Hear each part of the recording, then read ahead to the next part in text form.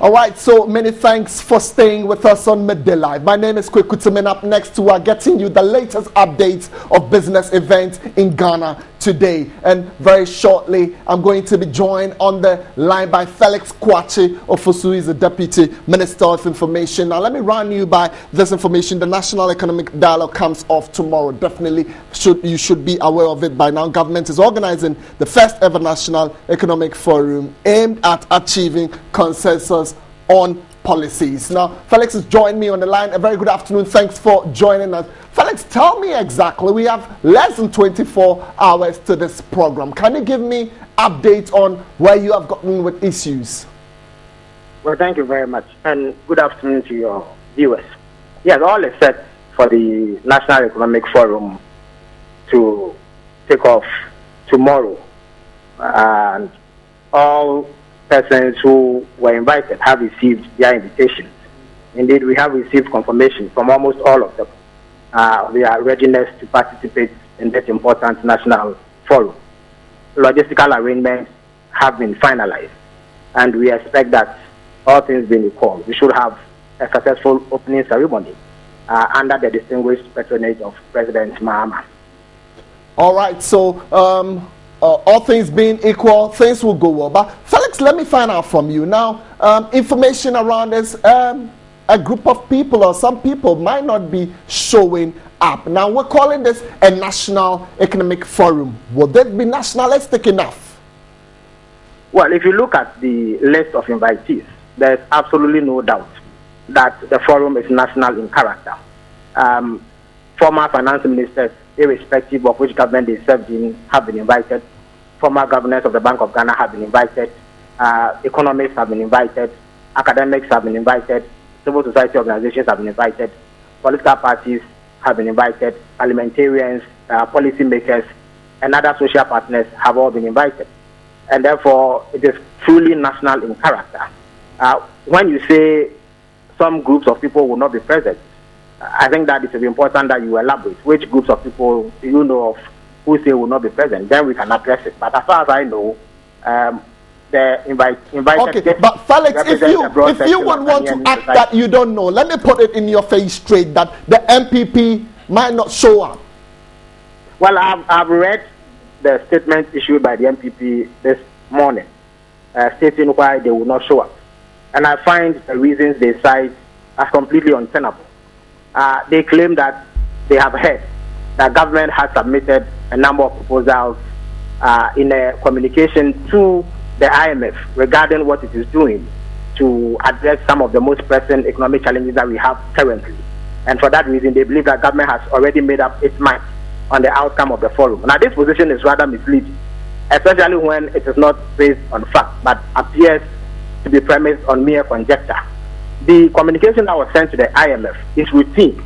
There is an arrangement called the Article 4 meetings, where member countries of the IMF are required to present an update on their economy and indicate what measures are being taken to address with whatever challenges arise. And indeed, when the MPP was in power, they used to do this on a routine basis. That is precisely what the finance minister has presented to the IMF. In fact, if you check the content of that communication, it is significantly not different from what the finance minister presented to Parliament a few weeks ago when he read out a statement indicating government strategies aimed at addressing our short-term economic challenges. Also, that excuse, as cited by the MPP, appears to assume that this economic forum has been called solely for the purposes of discussing short-term economic challenges. That is not what this forum is about. If you read the statement that was issued by the Information Ministry last week, Wednesday, it was stated clearly that the objective of this forum is to ensure that we achieve national consensus on the programs, policies, and strategies that are necessary to implement to ensure that our transition from a lower middle income country into an upper middle income country is hastened, and also to inculcate a culture of consensus building around key national issues, even as we develop as a country, so that in future, irrespective of what government is in power, we are sure as a nation about exactly what our developmental objectives are, what our economic priorities are. That is the main purpose for this forum. It is not called to just discuss immediate or recent economic challenges. That is not the objective for this. Okay, that is not the purpose for the meeting. Felix Ekisi, a big thank you. I'm sure we'll get more updates from the presidency and the ministry so that later in the day we can update our viewers on it. Let's just look at other interesting business stories coming up as business owners have been challenged to adopt best practices in building corporate image rather than concentrating on accruing profit. The president of the Association of Ghana Industries, as James Asareje, believes there is greater excellence in being socially responsible as a business entity. Profit should not be the underlying factor or the basic reason for which you are going into business. Profit in some cases becomes a byproduct, and once you look at it in that perspective, you stand to gain. That is why probably I think that a lot more business people want to give to society as they progress. He was speaking at the 2014 Ghana Corporate Social Responsibility Awards. The Ghana CSR Awards is an annual prestigious corporate social responsibility program instituted to recognize and honor companies for their outstanding and innovative projects and programs in corporate social responsibility. The third in the series targeted socially responsible companies in Ghana geared towards motivating others to be socially responsible. 16 companies were recognized and awarded this year. What we do is we review what you have submitted.